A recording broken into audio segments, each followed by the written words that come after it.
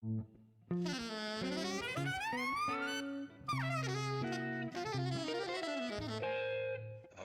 Jazz.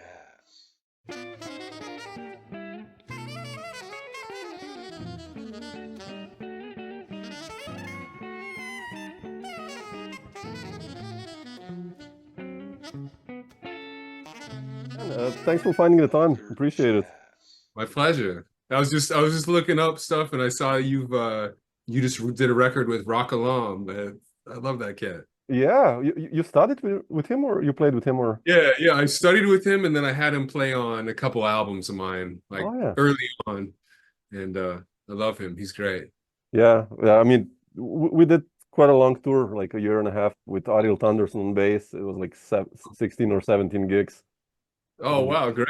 Yeah, we did 2 albums now, and he's a special cat, So He is. it's It's like playing with the orchestra behind you because he has so many different colors. It's crazy. It's like the yeah, power and thickness of him is incredibly unique. yeah. He's a great improviser because he always changes, like Yeah. he goes there and then all of a sudden we go there, and it's nice. It keeps you Yeah. on your toes, like first gig That's, it's like, man, it's cool. Then the second gig it's like, wow, well, that's different. yeah, that's totally different than what he did the last time. Yeah. Right. And Yeah. you have to change your shit then as well, because if you play the same as last night, then it's like, right? It doesn't fit. Yeah. So I like that. So yeah, he's a special cat, yeah. So greetings to Rakalam if you're watching this by any chance. But Yeah. yeah.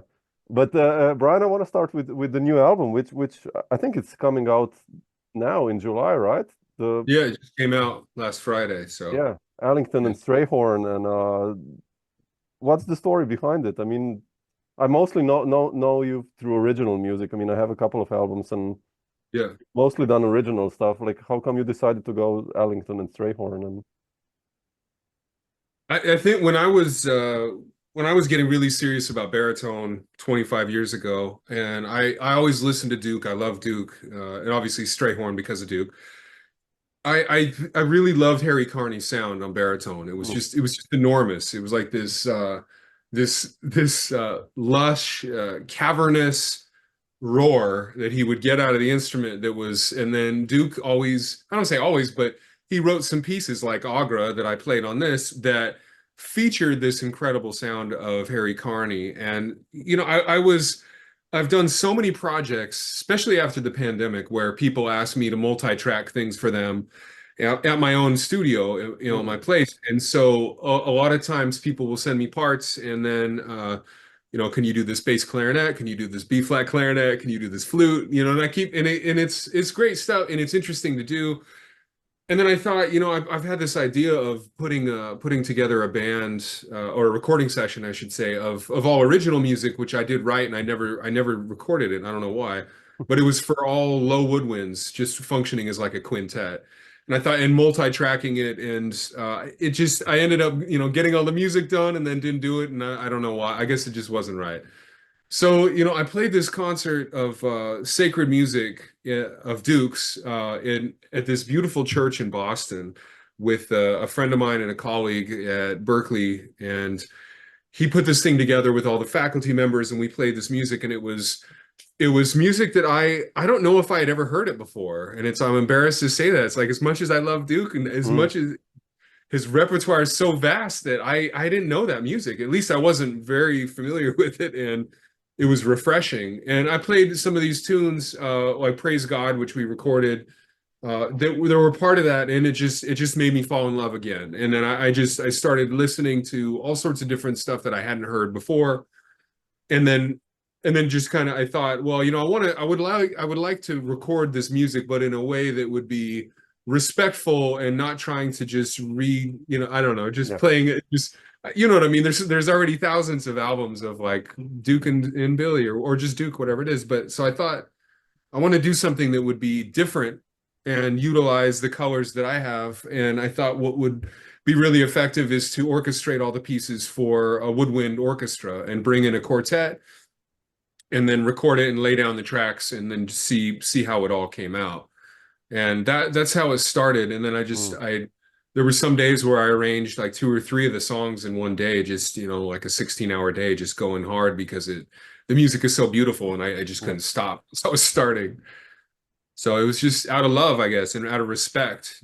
And I think the sophistication of both of their music as writers is so amazing. And it's, you know, there's so many tunes that everybody knows, but there's all these other tunes that are just absolute masterpieces that I think are just as special and as unique as Bach and Beethoven and Ravel and everyone else. And it's that's where it's like with this thing, I didn't need to do much in terms of arranging because I just had to follow. My job was to not mess up this music. Is how I looked at it. Like, how do I not, you know, make this sound, you know, how do I represent it the way it needs to be? And it seemed like flutes and everything were a good way to go.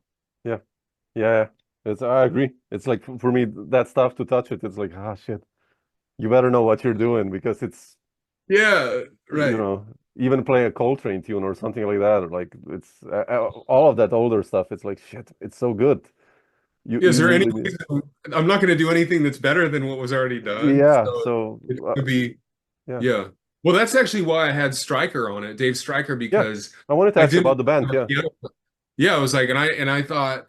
I know a piano, as a saxophonist myself, I've done some tribute concerts that always felt a little strange to me. Even, you know, like Mulligan concerts that I love him tremendously, but it almost becomes strange. Like, should I play like a solo like he played on the record, or do I do my own?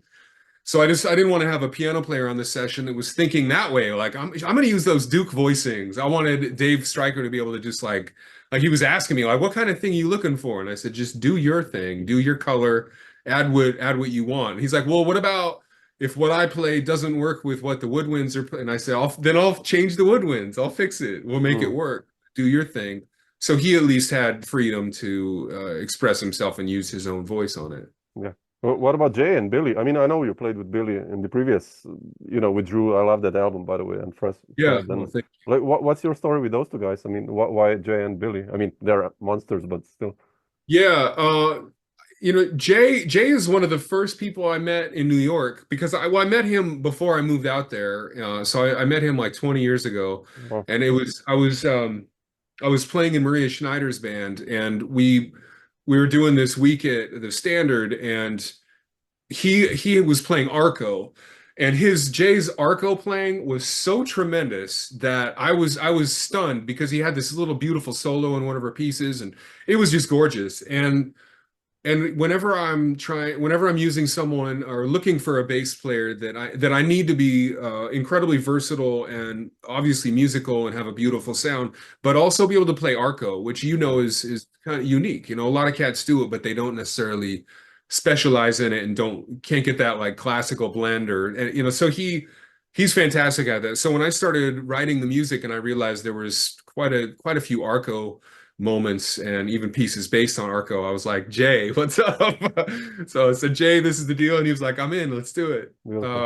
And Billy Hart is he's one of my best friends, and I love him. He's the cat that, like, when things are going down, I call Billy, just like he's been through it all, you know. And with this thing, I asked him, and he was actually, I don't want to say worried, but kind of the same thing that we're talking about. It's like, well, why would you want to do those again? And then I explained to him, and he was like, oh, okay, yeah, let's do that. That sounds good.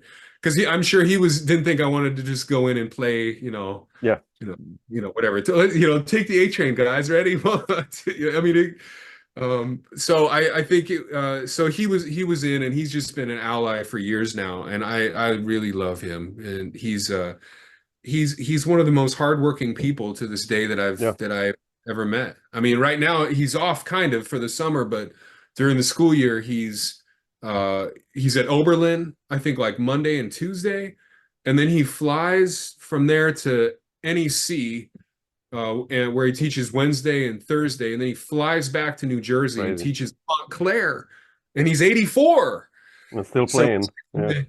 I mean, how is he doing that? And then when he's not doing that, he's like on the road with the Cookers and whoever. And every time I talk to him, he's like, I'm at the studio, let me call you back.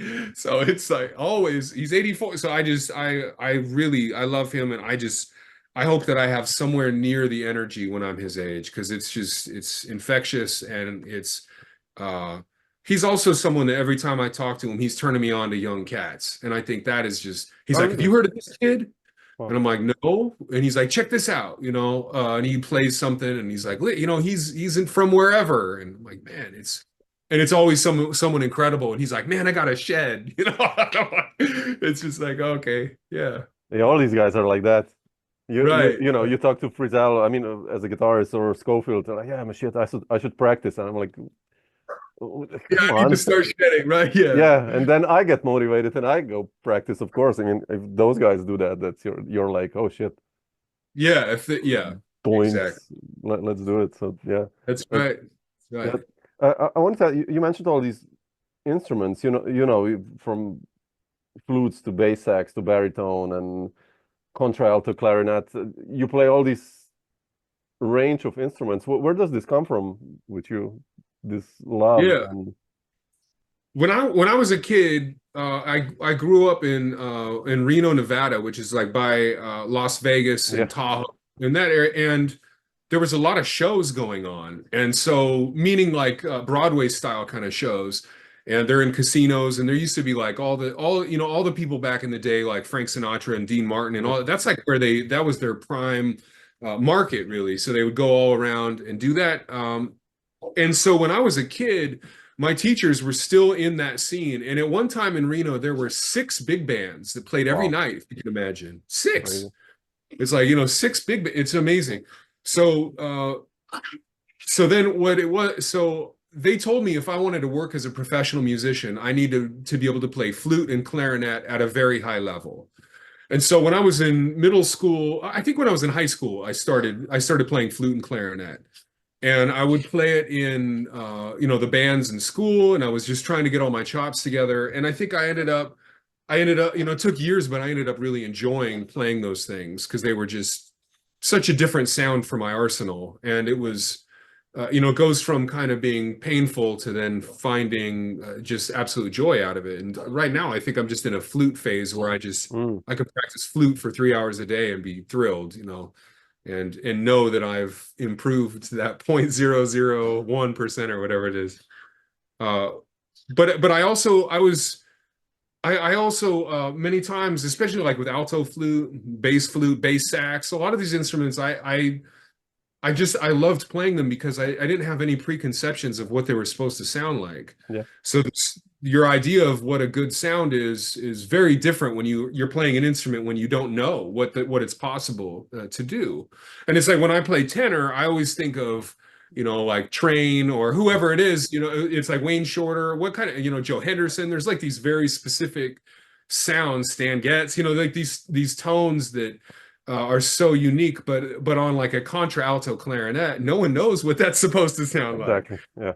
And so it gave me some freedom, and so I've really enjoyed playing those instruments for that purpose. And I think once you ideally, I guess I don't want to say ideally. At this point, I've practiced them so much that I really enjoy using those and playing them because it just gives everything a different sound. And like right now, I'm recording this new album with a hip hop producer, and he's fantastic. Kind of like electronic meets all sorts of different stuff, but it's like the flute and synthesizer sounds fantastic. And it's like I'm trying bass clarinet, and bass clarinet was working, but they all have their different sounds. But I love being able to be in a studio and say, hey, why don't I try this on bass flute? He's like, okay, okay, so I think it was that, and it was also Bob Brookmeyer said to me when I was studying with him, he said, I remember I got an alto flute and I was really excited and I was playing it all the time.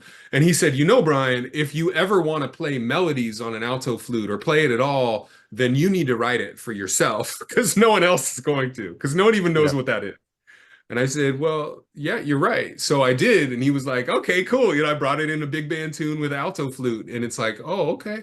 And so I kind of learned from there. It's like, if you want to play this stuff, then you have to just do that yourself. And then like now people call me to play these instruments and ask me like, hey, I'd like some alto flute. Can you overdub this, or can you play this session? And so it's just opened a lot of different doors. And I think most importantly, I really love the sounds of the instruments. Yeah. So it's fun to do. Yeah, it's such a different timbre and sound, you know. Each of the I did this talk with Scott Robinson, who's like, you know, a monster also of 6 million instruments, and he said the same thing, you know, like everything is like a special color, and and it makes it, you know, even if you play a standard on an alto flute, it's a different sound, like, and it is already that changes a lot. So yeah. It's all of a sudden like what is something's different. It's just it's the combination of frequencies is just different enough that Scott is he's amazing. I remember he called me one time when he was really excited. He actually bought a bass clarinet case I had or something, and he was telling me, and he said, I just got another case. And I said, really? And he said, you'll never guess what it is. And I said, what is it? And he said, it's a 1985 Astro van. And I was like, a van? And he said, yeah, it's for my contrabass sax. Oh, so Lord. he bought a minivan so he could take his bass saxophone around. So he, you know, so he's one step. He's another level. Yeah. He's a genius. He plays and he does everything. I wish I could do what he does, because he plays everything. Like when he picks up a trumpet, it sounds so natural, and that's just I don't know how he does that, or any instrument. Yeah, it's like he just grabs it, and it's just like music. There goes music. You know, he's a great player. Yeah. He is fantastic. Yeah.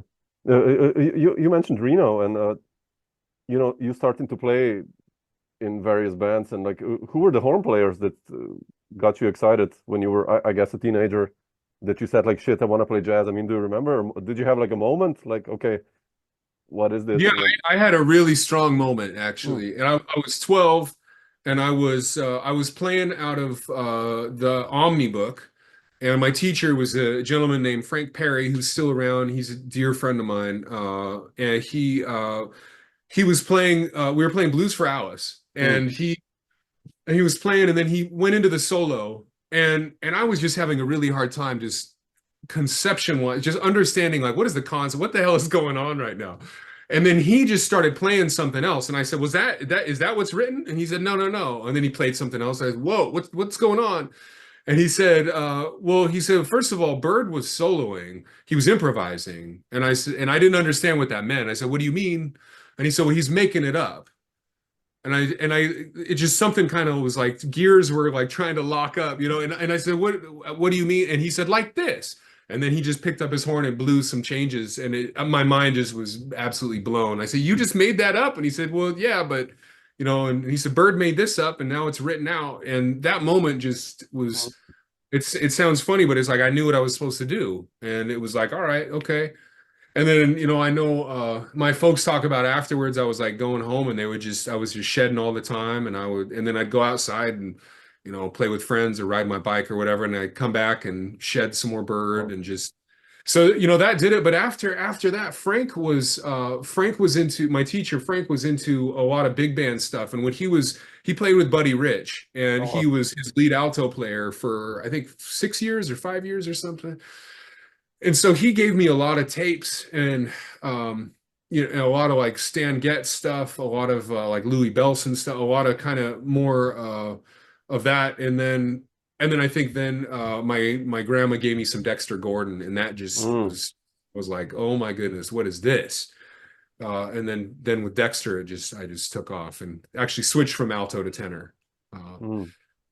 So that was, for me, it was always after that moment, it was just a matter of how I was going to do it, and what I need to do to make that happen. So I was really lucky, because I know it's unusual and for my own children, I hope that they get something that just clicks for them, that they just, whatever it may be, that all of a sudden they know their purpose. As you know, man, this is not an easy path, but it's certainly exciting. It's beautiful, and it's incredible. Yeah, it's funny. My daughter is 1.5-year-old, and we have a piano, like a beautiful old piano. Yeah. And she says like, okay, piano. And then she goes there for 10 minutes and starts first playing like two notes, like kind of like, and it's like clusters. And I'm like, damn, that's what is this? And it sounds amazing. I could never come up with that, because, you know, you know too much about harmony and stuff, and right, and she's like, oh, you're like, damn. Yeah, you got to record that Yeah, stuff. yeah, and write it out. That's an arrangement. Yeah, exactly. You know, Yeah, the orchestrate it. stuff Done. ever. No, and you Yeah. said like, you know, to know your mission, and I remember this now. When did you decide, Brian, to move to the East Coast? How did that decision happen? And specifically New York, I mean, or Boston, I guess, first. Yeah, I think I always knew that I had to.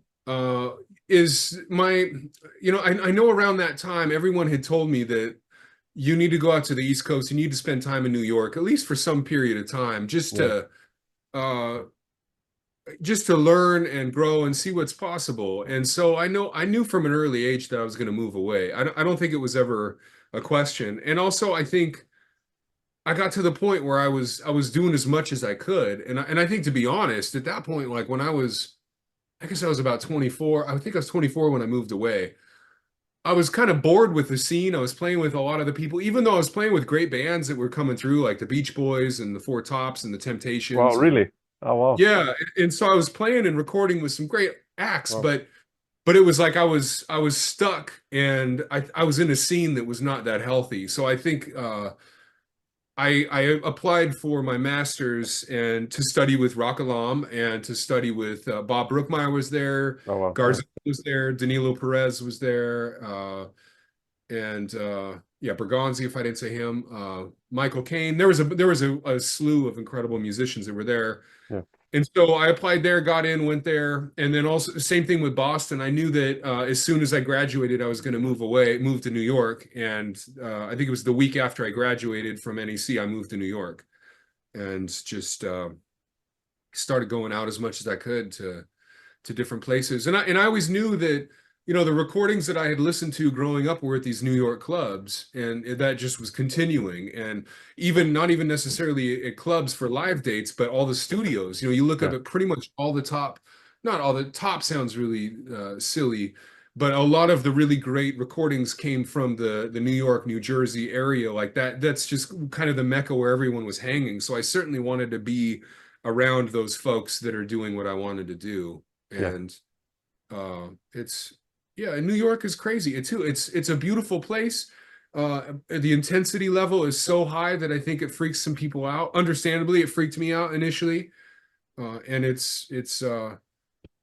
is something that if you can chill here for a long time, then you find your own way, you find your path, and there's so many great musicians and so many great people that have figured out their own way to do this.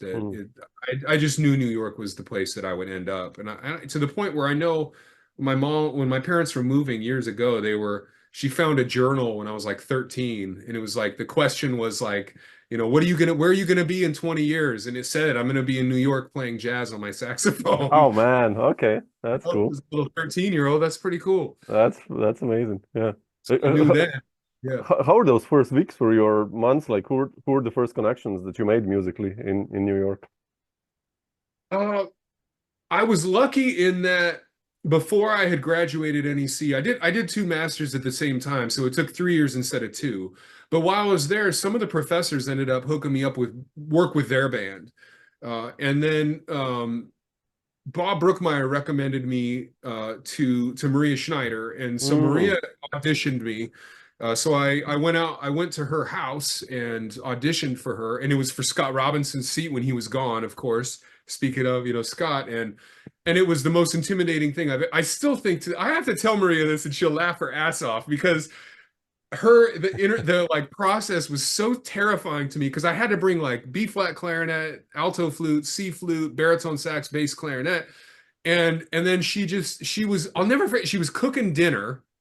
And she had me sitting like on the piano bench, and she would be like, Brian, could you play like measure 36 on Allegresse on alto flute? And I'd be like, oh shit, okay. And then so then I'd go and play it, and she would just be cooking. I didn't even think she was listening. So I played it and then like stopped. I didn't know how long she wanted. Her back was to me, and she's like, okay, can you play clarinet? You know, and the process continued for like 2 hours. Wow, man. And then she ate some food, and I was like, you know, and then she's like, okay, yeah, you're on the gig, it's cool. And I was like, wow, thank you, Maria. Okay. Wow. But so that had happened like I think I was a year into my grad school. So not that I was working all the time, because Scott hardly ever misses anything, but I was at least going and meeting all the people like Frank Kimbrough and Steve Yeah. Wilson and Pietro and Jay, of course, and all these really incredible New York musicians. And so when I moved to New York, I didn't have any gigs. I didn't have a single gig when I moved there. I didn't have any job. I started putting up, I was looking up on Craigslist for different teaching gigs, and I started doing that. I started and I went to all my friends' sessions, all my friends' concerts, and of course brought my horn. And I think one of the most important things that I was told from my mentors when I was at NEC was that you need to record, you need to document, and you need to put it out. Otherwise, you have nothing that you're actually. You don't, you have to understand that, like, this is as cold as it sounds. We need to have a product to actually show people, like, hey, this is what I do. And so that advice led me to record an album, my first album that was on a label, which was on Cadence, which was called Forward. And it was exactly. It was all my, it was with all my professors. It was Rock Alam and John Lockwood and my buddy, my fellow schoolmate Jason Palmer on trumpet. Garzone is on that one, right? Okay. Garzone is on it, right? Had George on it. Yeah, he was one. He's like, man, let's do it. And I was like, wow, really? And so Alan Chase played as well. Tupac Mantilla, who's a great percussionist. So I did that. And so when I got to New York, I actually had something to give clubs and say, like, this is what we're doing. And I was booking gigs. And so I started. Yeah, and it was like really small stuff, and it's cool. It worked out. It just took a while, and then I recorded another one, and I was initially I was taking any gig I could get, and then as things just started to progress, I was able to kind of pick and choose a little more. Yeah, it's good that you became a band leader immediately. I mean, that's the way, right? If you want to play your compositions, and that's so important. Yeah. Well, and as a baritone player, I mean, I love playing all the other stuff, but I'm primarily known as a baritone player. And it's like, and I understand, it's the reality of that situation is usually you are there filling a role that doesn't need anything unique. You're not going to be playing solos. It's almost like a secondary thought as a composer. Like if, only give the baritone a solo in a big band if you have, Pepper Adams. I mean, you're not going to give some. Usually the baritone is the kid that sucks in the band. That's like, well, anyone else want to play baritone? Everyone's like, no. Like, Tommy, you, shit, So then he gets the solo, So it's like, yeah. So you're absolutely right. Being a band leader has been and always will be paramount. And also, that's true for pretty much all my work, because it was really interesting. Like when I started touring with artists and I would ask them, how did you hear about me? It was always, well, I heard from somebody who was on your record, who played with you. And, and either it was like, even like engineers, this engineer told me about you, this violinist that you hired for the string quartet was telling me, so it's being a band leader is like one of the most important things we can do to help further the process and just getting to know more people. Yeah, so true. You also made your own label, right? Immediately, quite soon, and made those really cool records. I mean, with Billy and Michael Caine. And how did you decide to do your own label? What was the story there? Yeah, I had when I released the first record that we were just talking about with Garzone on it, and that when I did that for Cadence, it's essentially like the deal. You know the deal. It's like you give them the record, and here's exactly. Get the record, and you're lucky that they make copies and they do some promotion, but they own it forever. And I think for me, I was looking at it long term, seeing this, and all the deals that I was being offered were pretty much the same, and it ended up being that if I'm going to be spending this much money doing this and documenting it myself, I might as well keep all rights and just build a catalog, knowing that my plan is to do 1 or 2 albums, or I should say either do an album every 2 years or maybe an album every year is the plan. And it's kind of worked in between then. And that the farthest I've gone is 2 years.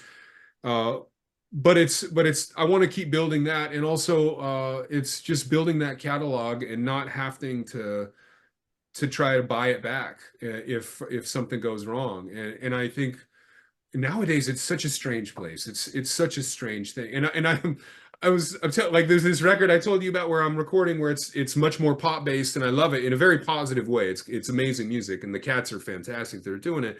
But the way that they even talk about music is so different than jazz folks. It's almost, it kind of cracked me up the other day. I was like, you think we'll make money on this? It's like the concept of like actually making money on an album. Come on, really? Because I mean, to me, it's like basically I put it out and then I make money from the performances and from the different things, the festivals that we get, the different stuff that's how I get the money back, and that's how it's in selling at the gig. But it's a very different thing, and that's also where, if that's the case, we might as well own the rights, because who knows what's going to happen, tomorrow. It's really interesting. Yeah. Do you find band leading, like how have you progressed as a band leader if you look back, now like almost 20 years, let's say? Yeah. And in the beginning, I mean, was it heavy for you, especially having like those incredible musicians in already those early groups, like monster players? And how was that like for you to take that responsibility? And I think that when I was pretty young, I started my own band when I was 17. Wow. And I was booking gigs with the band when I was that age. And the very first album that I did was 2 albums before this album forward, actually, and it was with all my professors at the university that I've gone to, and that was also from the advice of surrounding yourself with people that are better than you at all times. And it's like I've never stopped doing that, because that's the only way to do it. It seems that that's the only way. That's where it's like I am just so honored to be in the same room as Billy Hart and be able to play with him, and Garzone as well. I mean, any one of these people we mentioned, it's like I'm so lucky to be there, and for them to be playing my music is such an honor that I think I always have tried to take my role as a band leader is just being first and foremost having gratitude. And I think just being grateful to these people are making this art with me, and they're willing to spend their time doing this. And I think with at first, with having the people, obviously, like you can imagine the different egos, and I don't mean egos in a bad way necessarily at all. I just mean the different personalities. When you get a bunch of strong and established musicians together in a room. Really, for my first records, when I had legends in the room, I didn't say shit. I was just sitting back, listening, watching, and absorbing, and being like, Jabali, what do you think? And he'd be like, I think that we could do one more take, and maybe you should try it a little, more staccato, or whatever he would say. And I'd be like, thank you, cool, let's do it, And then I'd move on to Michael Caine. Michael, what it's like, what do you think? And just try to absorb from these artists that know so much more than I. And I don't I was talking to some students at Berkeley about this, actually, about it. That almost comes into like a fear-based thing of like, oh, I don't want to screw up, I don't want to mess up, and that thing that'll, as on stage, that's death. If you let that voice in your head, done. So it's like, if that comes in, I acknowledge it. I'm like, yo, what's up? How you doing? Have a good day. Bye. And it's like, and I think so working with these people, I've learned through time that sometimes it is good for me to speak up, and I need to speak up and say what I want, because everyone who has their opinion, even though they're a musical legend, I may have a different vision than them. And I think as time has gone on, I've finally been more comfortable doing that, where I can say, hey, look, Billy, is it possible to try this on with brushes? And he's such a gentleman. He'd be like, yeah, of course, you got it. So I think that's the only thing that's been for me as a band leader, that's tough. And I think the hard thing about being a band leader is you're also like a travel agent. You're also, oh man, yeah, it's crazy. Yeah. The hotel thing, the rides, all the stuff, the food, all the stuff that goes along with it. That's the band leader stuff. And the emails, and like, oh shit, I forgot to send that email, all that lobby calls, there's so much about it that's a drag, but it's all worth it once the music hits. So it's like, well, what else are you going to do? But I do think it's certainly in my career, I've definitely learned to just always surround myself with people that play and write and think at a higher level than I am, so I can humbly be brought up to their level momentarily, and that's the approach. I much prefer that than anything else. Yeah, I mean, you learn. That's how you learn, right? I'm the same like as you, basically. You know, I did some of the first tours, like, and I brought in from New York Drew Grass and Tom Rainey, and we did a trio tour, and 10 gigs, and for me that was like 3 universities. Like. Oh, absolutely. It was like, shit, man. That's how we do it. Okay, and I'll never forget. We did, like, after the entire tour, we did a recording in Zurich. Oh, yeah. And we were really together, right? After 10 gigs. Yeah. But we start the first tune, and we're recording. It's quite heavy music, like written out a lot, but then improv. And we're playing like the head 1 minute, and I screw up. I'm like, I'm sorry, guys. I don't know. I wasn't focused. And then Tom looks at me like, and I've known then Tom already for quite some time, but he's like, yeah, it's okay, but just don't let it happen again. I was like, shit, man. Okay. I better get my shit together. And I was like, okay, cool. Yeah. I was like, okay, damn. Right. He was friendly, but like, come on, stop wasting my time, like. Yeah. Because he was there, like, puff immediately. All these guys, right. It was so cool. But you learn so much from these guys, so it's like. Absolutely. Yeah, that's best part. Yeah. I wanted to ask you, we're speaking about you as a band leader. How do you compose, actually? I did some work today here in the some repairing stuff in the studio, and I listened to Red List twice. Oh, and cool. It's amazing tunes, like, I don't know, I listened to that record. I love that one. And what's your story when composing? It's like a movie soundtrack. Sometimes you go in your tunes, or how do you sit down and compose a tune? I mean, yeah, I usually start with words, actually. Oh, wow. And usually I start with a story that the piece is about. And sometimes it's like one sentence, or sometimes it's 2 sentences. And I like all pretty much all of those tunes on Red List were written this way, where I would have a sentence in my head, and I would attach a syllable to each note that I played, and I don't think about anything. I pick up my horn, whatever it is, a flute or a sax or anything, bass clarinet, and I play that sentence, and I record it, and I try to match the sound that I'm hearing with the notes on the instrument and the inflections, and match the syllables to it.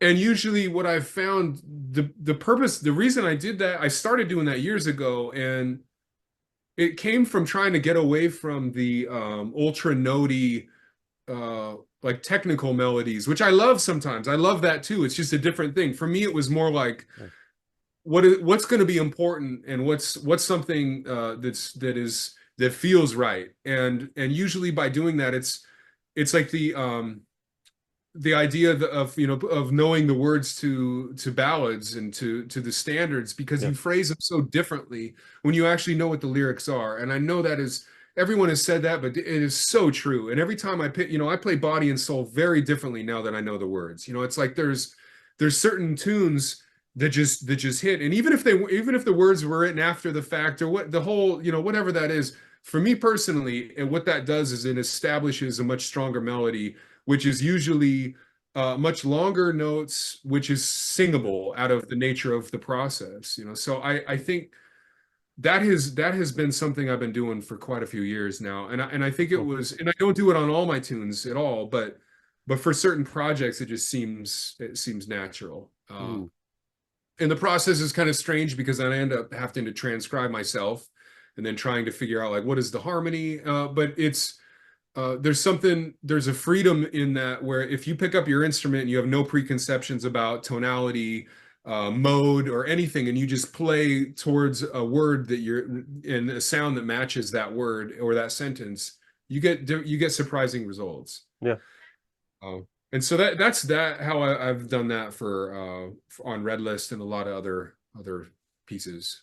Yeah, no, I'm always asking this question because sometimes I write music, and then I get the idea, I'm repeating myself, and you being a really prolific composer, you know, I write something in 7 and it's easy to write in 7, and I write a hat kind of rationally, and it's a good hat, okay, but it's another tune in 7 or with somehow, and then I'm like, yeah, should I play it? Should I keep it? You know, that's why I'm asking, like, because I listen to Red List, and there's all these beautiful melodies floating around, and I like that. So, thank you. Yeah, you know, it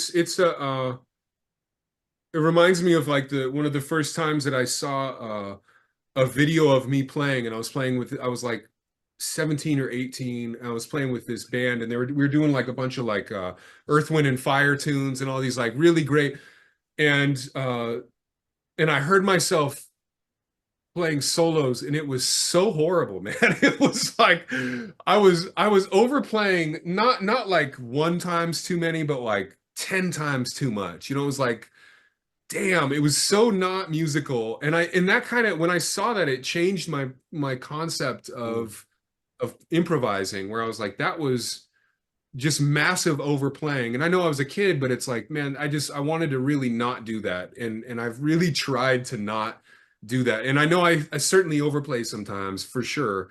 But I know that melodies, sometimes for me, when I was just writing, they just became kind of like more like an etude or an exercise instead of something that was singable. And I think of that moment of hearing back and going, that I didn't really say anything. I played like a million notes and I didn't say anything other than, you know, it just sounded kind of confused or something. So I guess with a lot of composition, that's been my goal. And it's almost like, I guess some of the writing in the academic world is so void of emotion that exactly. I kind of want to go in the opposite direction. Yeah. It's like, now we come back to Rock Alam. When we played, you know, we played a couple of his tunes, and, you know, obviously he sings them. And it's such everything is kind of rubato, his tunes, you know. I mean, you play them, I guess, and but it makes so much sense how he sings it. You know, like, and you're like, damn, okay, that's right. Because it's no breaks, it's just like notes on the you know, but then he sings it, you're like, oh shit, okay. And and then it makes total sense. I'm sure you're right. That's actually, I'm sure he was really influential, because I just moved myself and found a bunch of his tunes that are all, you know, in the Sharpie pen that I'm sure you've seen, right?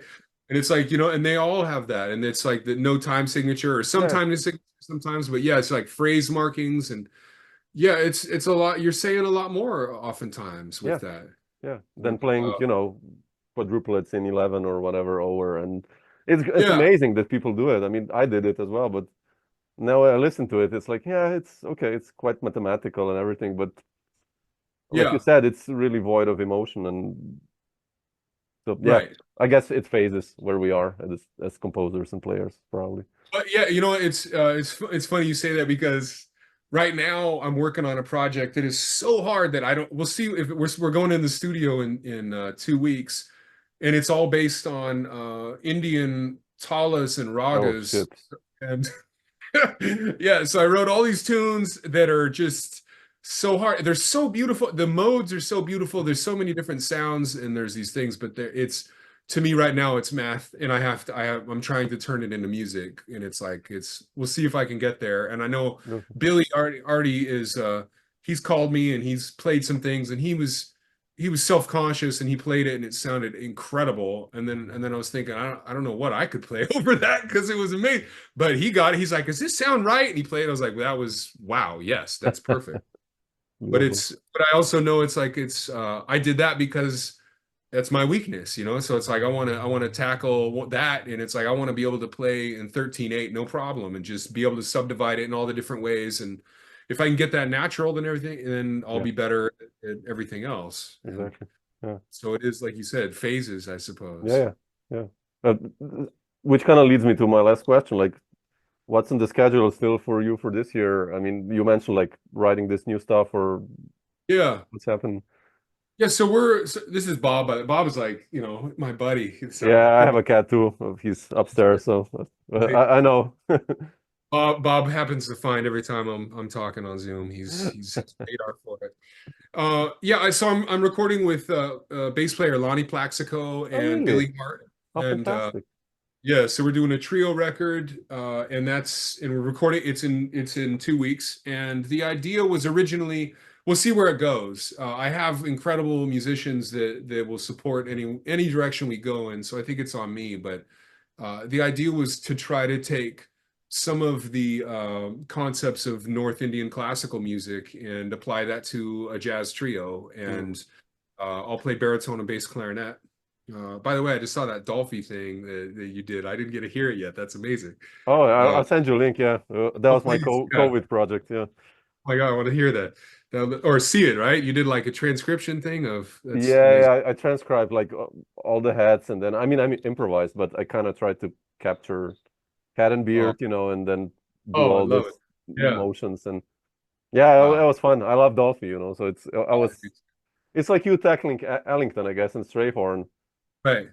And as a guitarist, I didn't want to go the path of Joe Pass and Ben Mondrian. Right. Yeah. Like, yeah. what can I do there? Like, I should not play chords and voicings. Those guys. Yeah, they got that covered. So what else? Yeah. So I went a completely different path, like playing more single lines and like counterpoint, cool. and I tried. I mean, it was fun. I love doing it. Oh, I'm sure. So, yeah, one of the best ever. He was amazing. Man, yeah.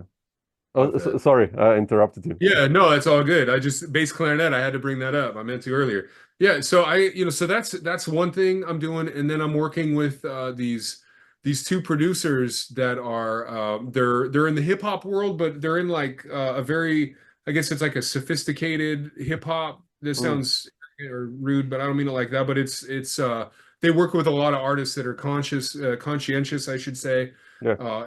And they're really interesting. For instance, like one of the gentlemen who was his first hit that he had was a tune he made based on like a George Benson loop kind of thing. So he has a jazz love and background, and so we're doing a project where it's going to be instrumental, and it's going to be all based on these different grooves, and it's just been really fun. It's like we get together and go to the studio and just rewrite and record on the fly and see what happens. And it's organic, and it's not it's kind of the opposite of a lot of the jazz stuff that I do, in the sense of I go and work with a big band or a studio orchestra or whatever it may be, where everything is written out and everything is planned. And this is like, what do you want to do? Let's try this. What about this? And so those two projects are kind of the main thing that I'm focusing on right now, and just trying to improve, and just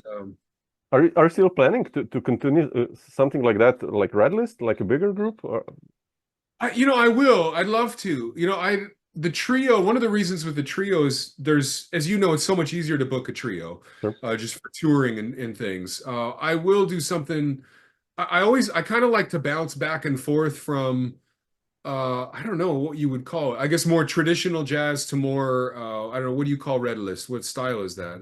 What do you let's say modern jazz. Yeah, modern. Okay, I don't know, jazz. Yeah, music. Yeah, I mean it's yeah. So I kind of like to go back and forth between the two. It's fun, and I like to have these different projects that are using different colors like that. So the electronic avenue scene was obvious after working with some of these people and seeing I really find it fascinating how these artists, some of these producers in pop music don't know any music theory, yet they can sit down and play things on keys, and they can figure things out. And like we just did a tune the other day where it went from, the first chord was, what was it?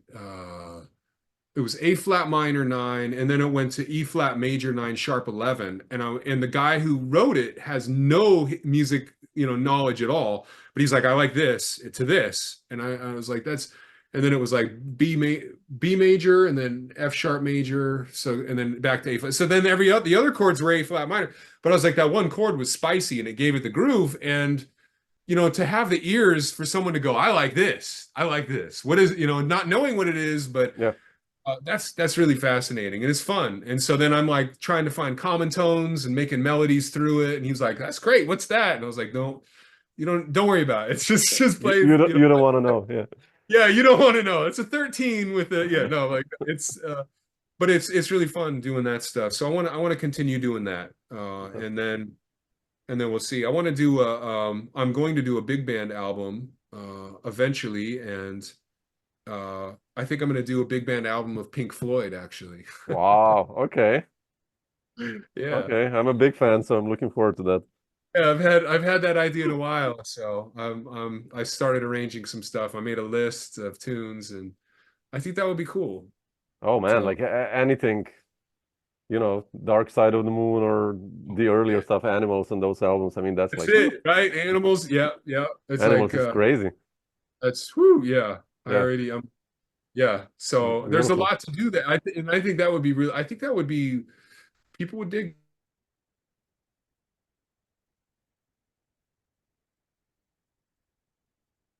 Oh.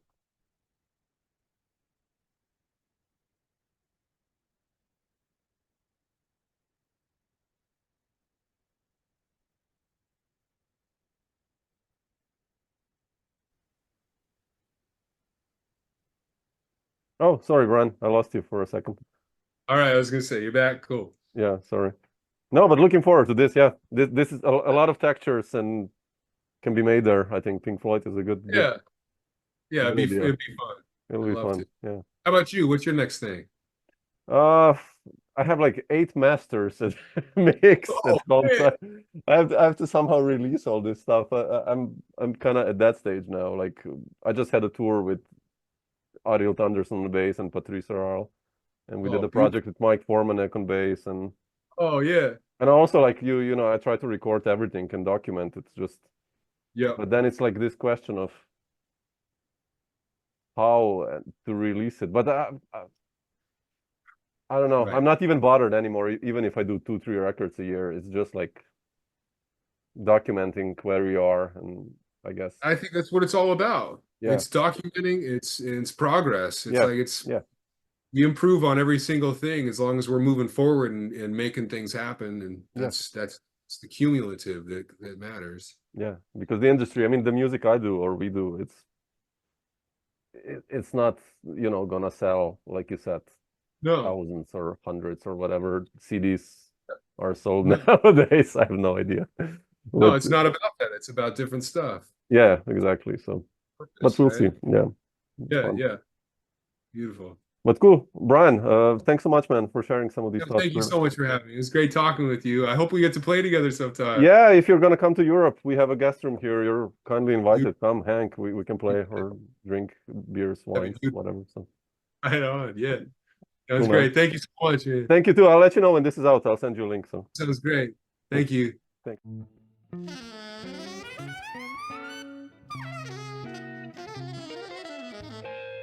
Dr. Jazz.